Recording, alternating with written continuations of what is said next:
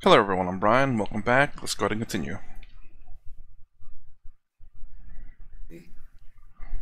Have we worked on our mind? I don't take that food. It is too heavy. I take only organic, and I'm a vegan.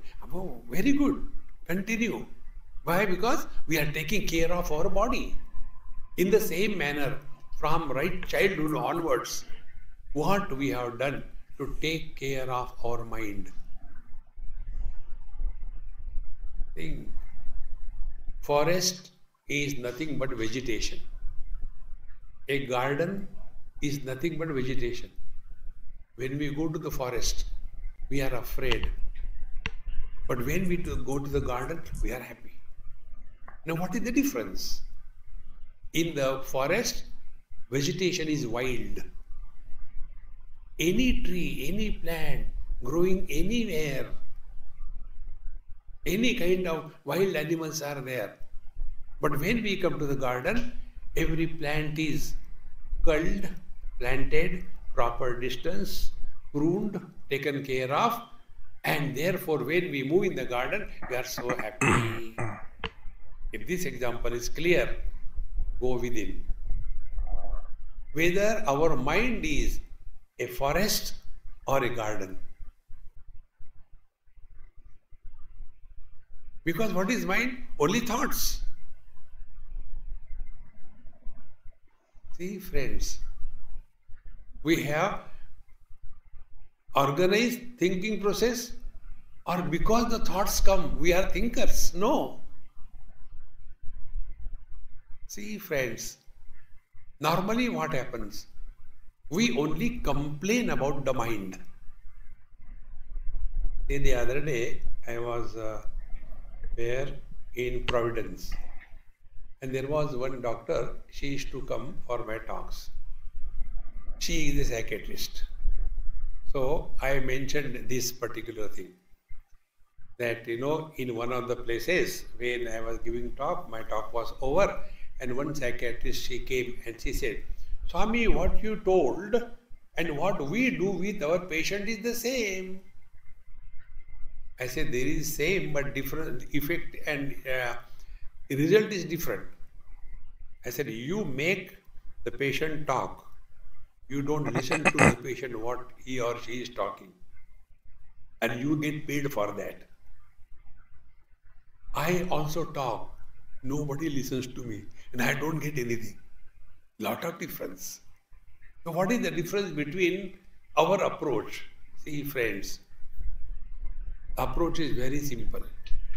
Instead of complaining about the mind, learn how the thoughts come. I'm leading you to happiness. Be attentive. I think another difference is that that psychiatrist tends to target individual problems, very specific problems, whereas gurus and swamis they don't fix the problems. You could in some sense fix the core problem, but it's not really fixing it. They just tell excuse me, they just tell you about it and then you fix it yourself, I think. And what I mean by this is that when you realize they don't tell you how to fix whatever problem that is or that is or that is. They just kind of tell you who you are, and then with that your problems are fixed. Whereas a psychologist it's kind of weird. It's like they always say, oh, it must have been the trauma in your childhood. And they make you realize where the problem comes from for that particular problem. Maybe sometimes more than just that one or that two, but it's generally like a very specific problem. You can still have anxiety and other things too. Maybe they can fix that one in another session. Fix your fear of something in another session. Fix your problem with this one for another session. It's very specific problems. For this experiment that we are doing now, we'll do one small experiment, one minute each. And then from that we'll learn. Now wherever you are perfectly seated, now just take a position that you are parents or children. and think.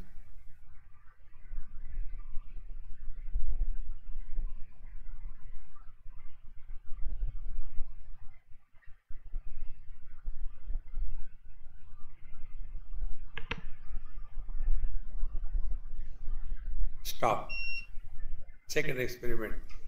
You are husband or wife and think.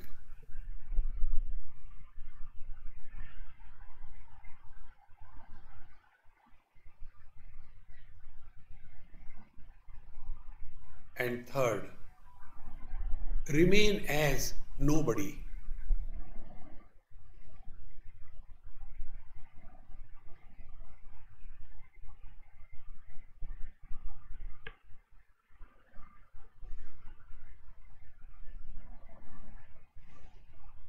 Stop.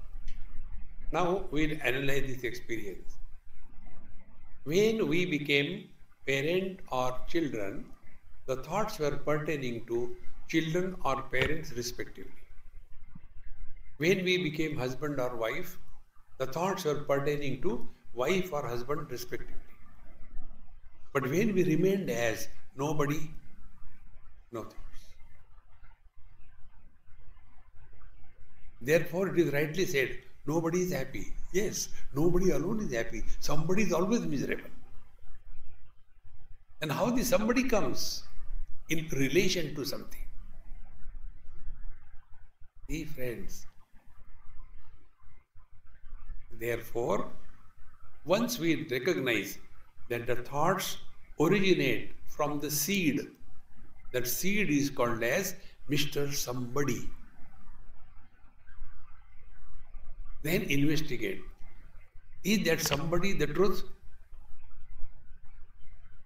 And what is somebody was doing? Expecting things or from others. No expectation. Living at zero expectation level.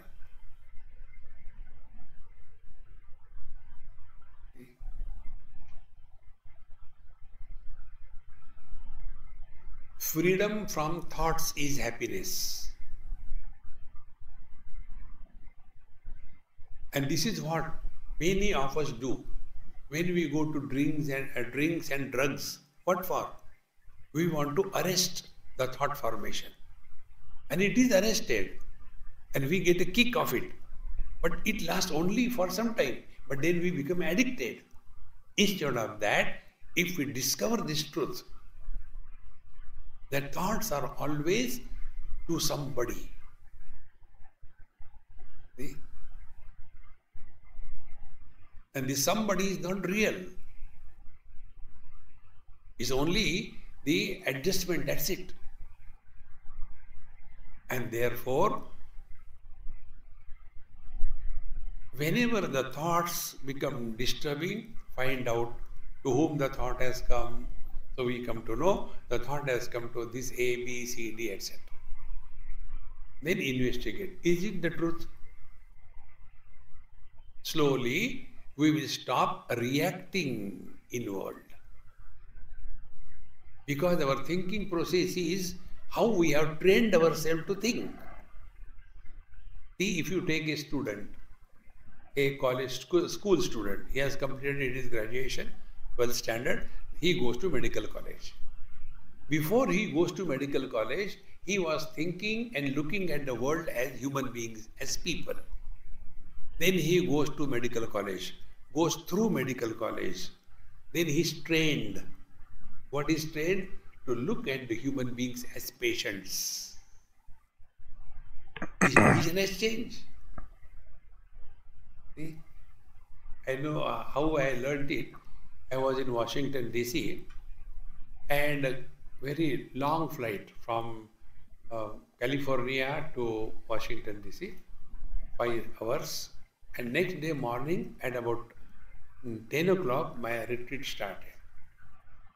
So after first talk was over, in an open place like this, I was standing with my both hands on my back like that.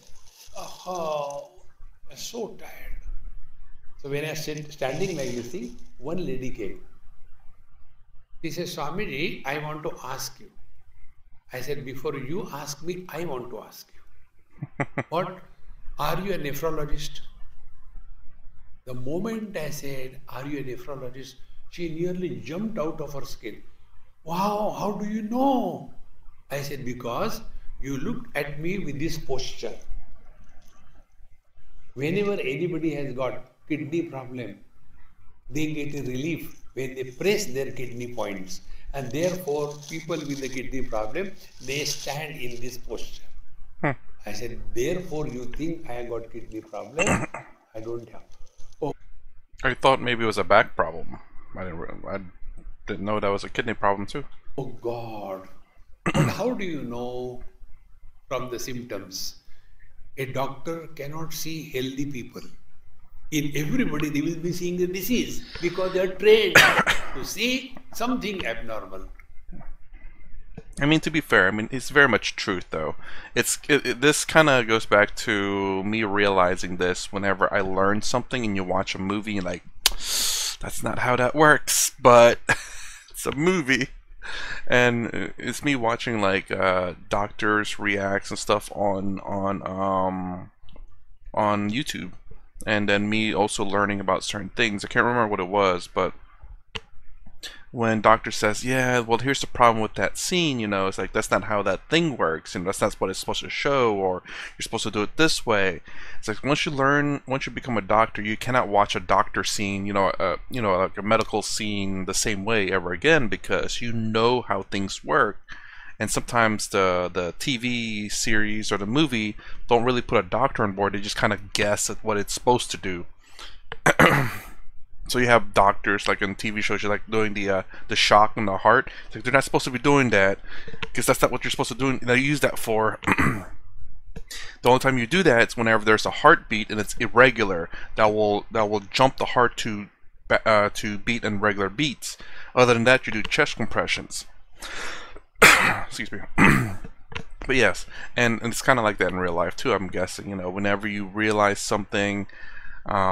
You start looking at things differently. When you have knowledge of something, you start looking at things differently. So when you're a doctor, you look at you see people in, and I guess my favorite medical show is Scrubs. I absolutely love that show. It's very realistic, but certain things are not realistic to tell a story and to make it more convenient. But anyways, that one of the doctors in there says that the way you look at people changes. It's like you see how people are going to die. You see someone smoking, it's like lung cancer. You see someone, bathing out in the sun and not putting any sunscreen or whatever, maybe skin cancer or something like that. But yeah, when you're trained in something that applies to the external world, you tend to look at things differently. I look at a lot, and this is kind of how I say about understanding. When you understand things, you tend to look at things differently. You know how things work, you know what you need to do to stop certain things. I'm not saying I understand everything in the world, but whatever I do understand, I of course apply it. I'm not going to have that information in my head and not use it to better my life or try to help other people. Therefore, doctors never like healthy people. They survive on the unhealthy people. See, friend, now what has happened? That transformation in the process of thinking has happened. Because when they go to the medical college, they think like that. Exactly the same way. We have to recheck our thinking process. So what is the thinking process? I am miserable because of him, attention is on him. But if attention is on me, then I am miserable as somebody. Then investigate, is that somebody real? And then we come to know it is only relational problems. And when this is clear to us, then the next step comes. We as human beings will be engaged in doing something or the other. We cannot keep without doing anything. We cannot. Something or the other we have to do. So we go for a walk, we do something, we do exercise, we go do some volunteer work. We have to do something. Now the question is, whatever we are doing, Doing for what? For getting happiness, but here we go wrong. See, now the principle is, our mind cannot survive in the utter present. Like for living life, we require food. Without food, we can't survive. Similarly, what is the food for the mind because of which the mind survives? There are three foods like carbohydrates, proteins, and fats. Three foods for the mind. One is the past memories. All the time living in the past memories. When we were children, in our time it was not like that. Why the old people are not accepted in the youngsters? Because old people are talking all the time about their past. We don't understand that nobody is interested in our past. They are concerned about their future. See, friends. So either we talk about the past, or whatever we are doing, we are going in the future. If I do this thing, I will get that thing, and then I will be happy. So what I am doing? Unknowingly, I am postponing my happiness in the future period of time. You take this example. Now I am talking to you. This is an action, karma. Now if I am expecting this, then after my lecture is over, and thereafter you will say, it was a good lecture, and then I will become happy. So what I am doing unknowingly? I am postponing my happiness in the future period of time. And not only that, my happiness will depend on your comments. And if you say, oh, it was boring, then I will become miserable. So while giving the lecture, I am miserable. Afterwards, I will become miserable. Contrary to that, if we change our approach in life, whatever we are doing, we do only in the present. See? Somebody sent me one WhatsApp. In the whole year, we do nothing on 2 days. Which are those 2 days? Yesterday and tomorrow. We do everything today. Not only today, but now. Now be attentive. If today and now I am giving a talk to you, if now while giving talk, if I am expressing happiness, nobody in the world can make me miserable. Think. But if I postpone my happiness by depending on so many factors, I am guaranteed to be miserable. Therefore, real happiness is when we learn the art of remaining in the utter present. Three things happen. Past memories destroy our present. Future worries make us miserable. These two things together affect our present. Now be attentive. Past is tense. Past tense. Future is tense, future tense. So when we are living past tense, future tense, we are living in tenses. Those who live in tenses, they live in tensions. And if you drop the tensions, you are not living in the present tense. The present is not a tense. Then presence, the joy of being. I get what he's saying there, but I wonder, like, say for example, I guess maybe I'm not understanding this portion of it, but say you have a project that's due in the future, that is something in the future, and that's something that obviously that you're going to worry about because you have to make sure that you meet your deadline. I mean, that's something that you have to do in present to get to the future, but I'm guessing the answer to that would be is to focus on the present, don't think about the future, do your best at completing your project, but just be mindful of when it's due. Or perhaps maybe just focus on the present, to get it done as soon as possible, and don't think about the past or the present, so that you're not intense.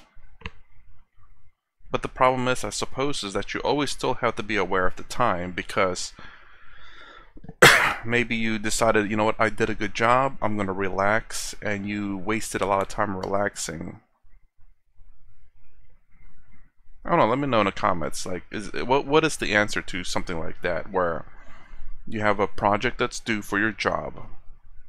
Obviously, I think the answer is to focus on the present, but to be mindful of the due date. But your mind must be on the present. That way, time doesn't slip by, and when it's due, you have it complete, because you're always in the present, but mindful of the future. So, discover happiness, remaining in the utter present. See?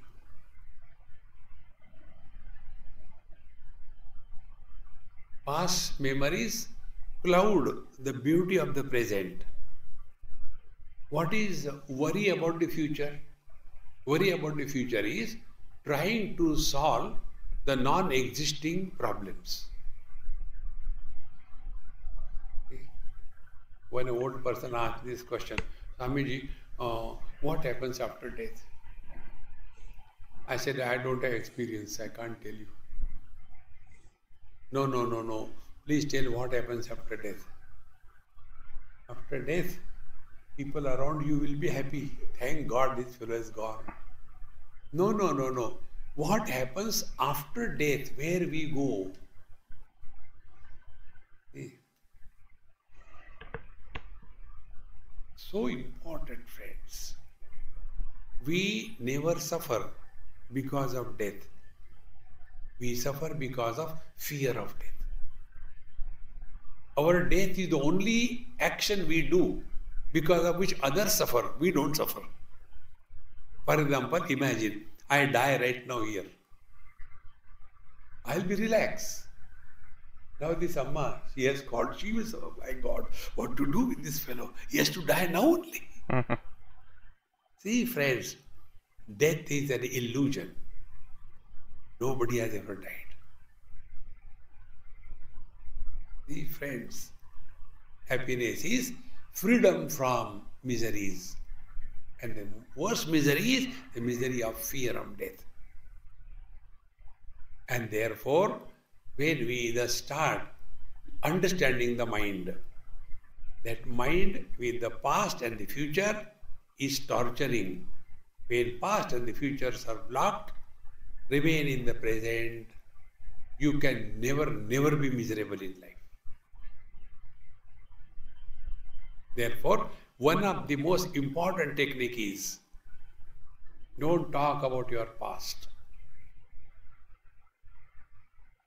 This one point I like very much in America. Here nobody bothers about anybody's past. If you go to India, they will be asking you question. Like many people ask me question, Swamiji, where are you from? Where were you born? Why were you born? Was it a normal delivery or a cesarean? To whom you were born? What is the need? I mean, in America, they ask you all that stuff too about your past. It's really weird. I guess that's interesting that no one really has asked them. I would be curious.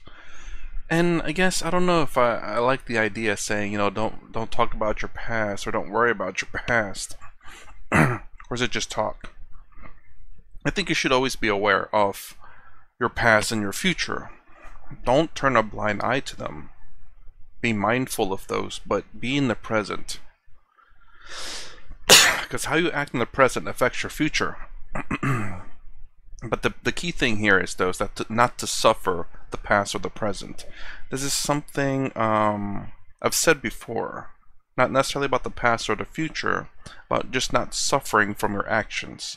Again, everything is, of course, going to be so easy to say, oh yeah, just don't suffer.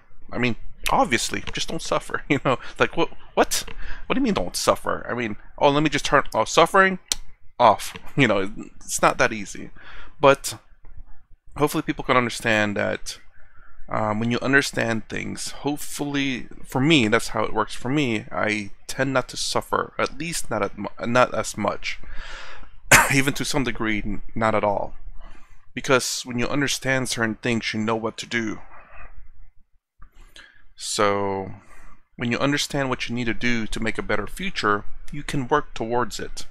You don't have to wait until it comes like, oh man, I forgot to study. Oh man, I knew that test was coming up in like 30 minutes now, but it was 5 days ago when I thought about it, and I should have thought about the future. Obviously, live in the present, be mindful of the past and the future. The reason why for the past, people who've used you or abused you, or who are good friends who you can trust. What the past is for. That's what your memory is for. So you know who to trust, who you can depend on, who not to trust, who's undependable, who's mean, who's rude, who's abusive, or whatever. The future, it's not everything. Nothing in the future is set in stone. And like Sadhguru says, it's essentially our imagination. And it really is, because anything that we think of may or may not happen. But you can affect the future by living in the present. So stay in the present, but be mindful of the future. Is that good advice, you think? I would say so. Because obviously, if you, like I said about a test, if you sit and like, well, the test is not here now, so don't need to worry about it. And all of a sudden, the test comes like, well, the test is here now, and I haven't studied for it yet. I got 30 seconds. I could probably do it.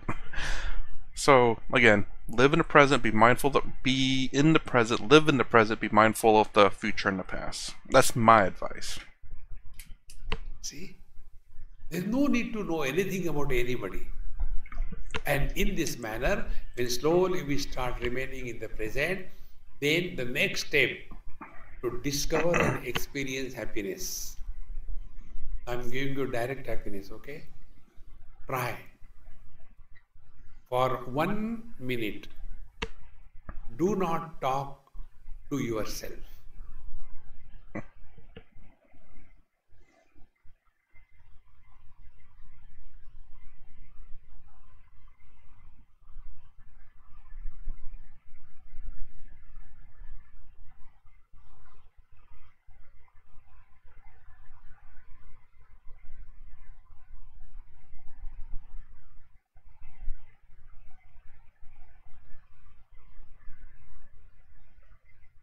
Stop.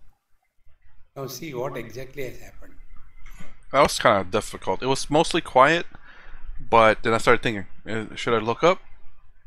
Is it done? I was trying to focus on my breathing and not think of anything. So mostly quiet, still some talking though. Water and ice. Both are water, is it not?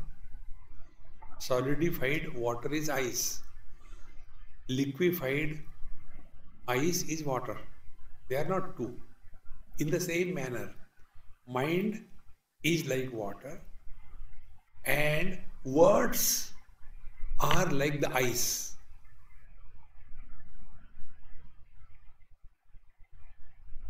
So when we don't talk to ourselves, the speech dissolves in the mind, and mind without thoughts is consciousness.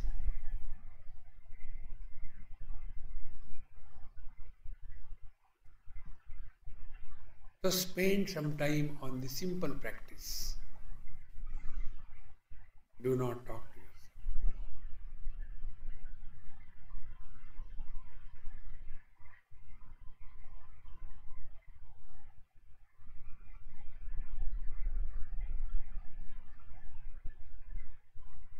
Now to make this practice still deep, and this can be perfect if we are understanding the mechanics behind it. See? Consciousness expresses as life. Life expresses as mind. Mind expresses as words, and words create the world.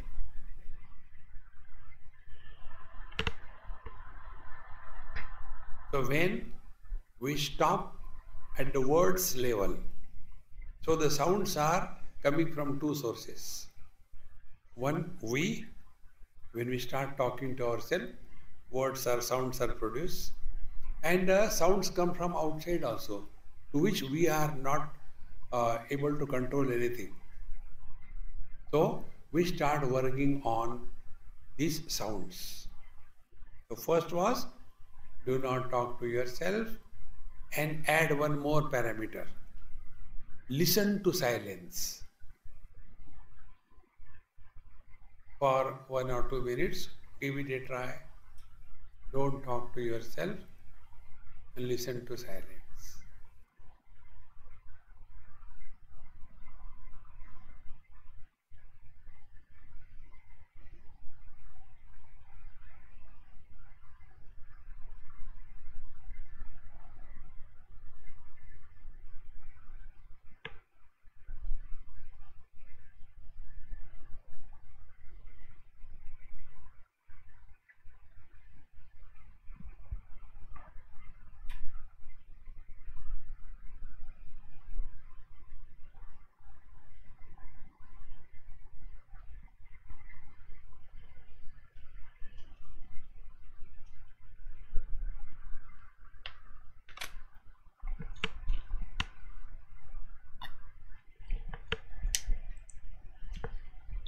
In this experience, we remain as nobody.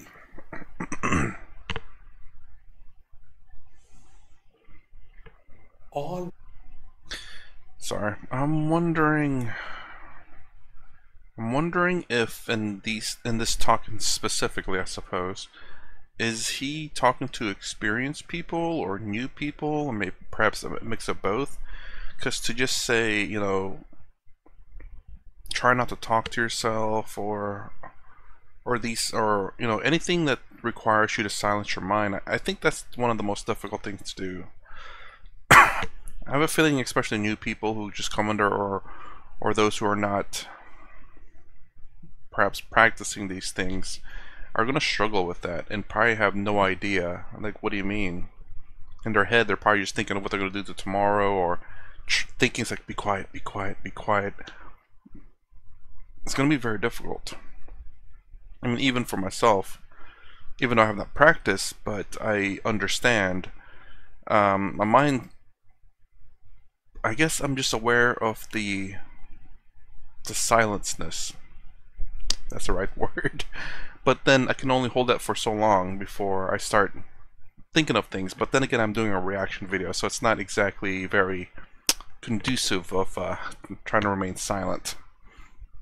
But yeah, I'm kind of curious as to, like, how many, whenever he goes out and do these talks, or anyone in general, really, especially if they go to a fresh crowd who's first time going to these and just seeing what it's all about, all of a sudden you start hearing people like, "Oh, quiet your mind and stay silent." Like, I mean, there might be some people who can, but I think majority of people will struggle with that. It's just really kind of difficult to ask them to do that, and I think they'll fail to grasp the concept or the idea behind doing that, because it's just very difficult. the burden is undone. Yeah, no, it's like the burden undone. What are you talking about? I'm sitting there thinking, like, what I have to do tomorrow. I have my exam. I have to go out and do this. I have to do that. I wish that would have worked. I mean, I don't know. I don't know what the situation is of who he's teaching or talking to. We are all the time carrying a huge burden of concepts, imaginations on our head. It's really weird to say And that, but it's true. therefore, slowly, when we unburden ourselves, we feel so relaxed. And what is that burden? We become someone extraordinary. See, what are the extraordinary burdens on us? I am man, I am not woman. I am young, I am not old. I am Indian, I am not American. I am rich, I am not poor. So many things. Unburden. This is exactly happens When we go to sleep, we unburden. If the sleep experience can be extended and brought in the waking, we have learned the secret of happiness. Hmm. When we are in deep sleep, if somebody comes and talks ill about us, we don't reply. Why? We are not even listening to him. Let him talk. Friends. Therefore, let us not seek happiness, but express happiness. Now, what will be the expressions of life? Expressions of life are three. Through the body, action. Through the speech, talking. Through the mind, thinking. These are the three expressions of life. So whatever we have to do, if that action is expressing happiness, two things will happen. We will not be tired. Whenever you do anything happily, you will not be tired. But when something is done as a burden, oh God, I have to do that again, and then you will be suffering in life. See? There are 2-3 options. If you have to do it happily. If you don't want to do, don't do happily. But what we do, we follow a medium path. We show, I am doing it, but inside we are revolting. Net result is acidity. So we are showing something and living something. That fractured personality is the cause of miseries. So through the body, whatever we have to do it happily, cheerfully, that's the most wonderful thing. This is an opportunity for us to express happiness. Then in that happiness, 2-3 things happen. One thing, you are not tired. Number 2, you are not expecting anything because you are already expressing happiness. See? Then through the speech, when we talk, do we talk soft? Do we talk when required? Or we keep on talking harsh and we keep on talking whether somebody wants to listen to or not. Be very attentive. About speech, these 2-3 things, if we learn and try, it will help us a lot in discovering happiness. Number 1, we don't talk to ourselves. Number 2, before we talk to anybody, ask a question to yourself. Is it necessary to talk? I tell you, in 99% cases, we get a reply. There is no need to talk. No need.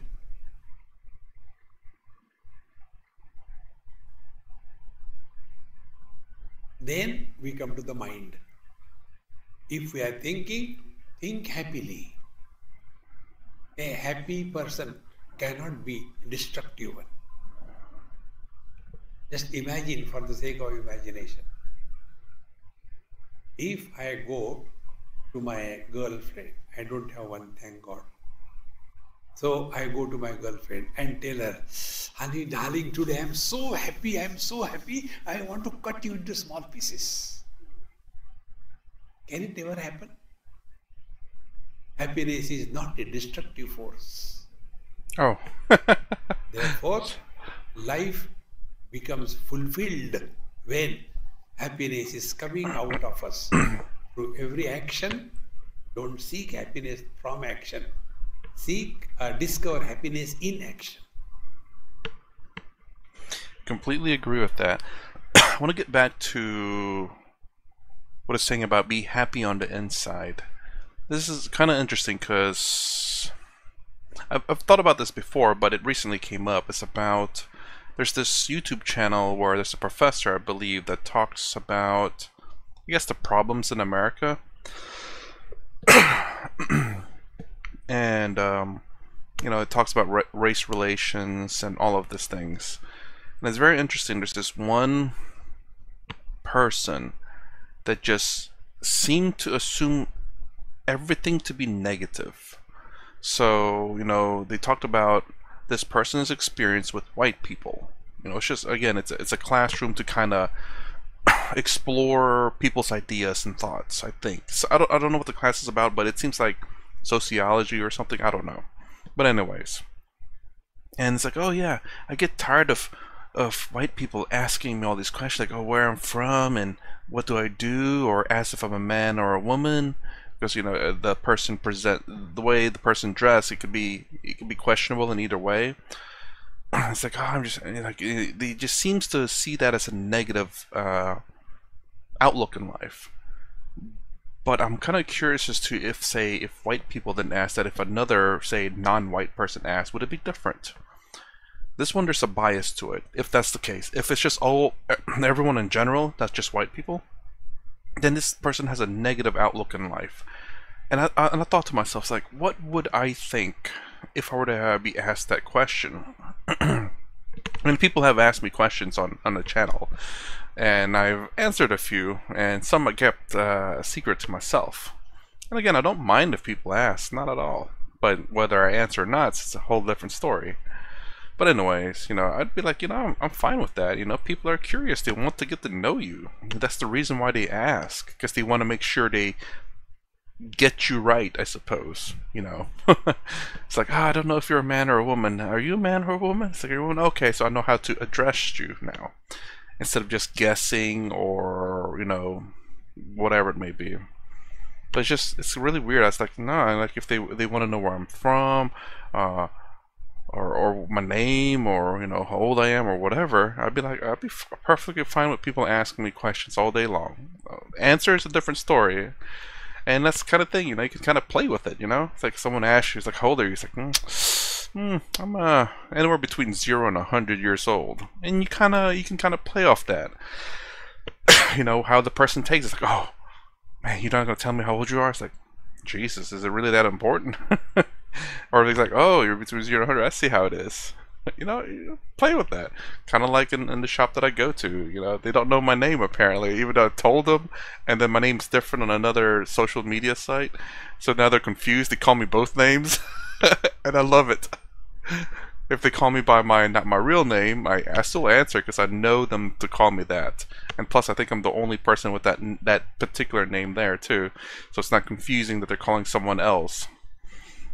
But I think it's kind of fun. Now that I've put that on there, I will forever continue to do that until they just call me my real name, if they ever figure that one out.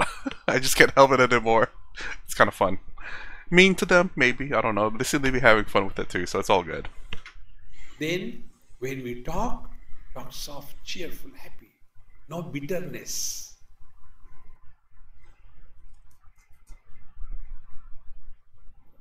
When we become angry, in one school I was talking, and one girl, she asked me this question, Swamiji, I become very angry. How to stop anger? Please tell me. I said, you are such a sweet, beautiful girl. Yes. Whenever you become angry, stand in front of the mirror. You will lose all your beauty. You will look ugly. Really? I said, yes. Anger destroys your beauty. And afterwards she grew up, got married and all that. Now she's somewhere in USA only. She talked to me, Swamiji, do you remember me? I said, I don't remember you. Who are you? No, you came to our school, and then I had asked you this question. Then I become very angry. How to stop it? So you told me this thing, that when you become angry, look into the mirror, you look very ugly. And from that day onwards, I stopped becoming angry. Now I am here and I am so happy. I am known in my company, a happy-go-lucky girl.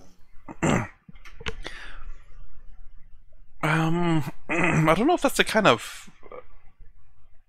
I mean, I get it. But it's like, how do I stop suffering? Just look in the mirror. What? What do you mean look in the mirror? You look ugly when you look in the mirror. When you're suffering, I'm sorry. When you're suffering, you look ugly. and other things. No, but it's. I mean, I get what he's trying to say, but a really weird solution to the problem, though. I guess if it works, it works. You know, I can't complain on that one. You know, so she started looking at life a little bit differently, not because she discovered her true self, but because she doesn't want to look ugly. I mean, like I said, if it works, it works. But that's kind of a weird message to send to people,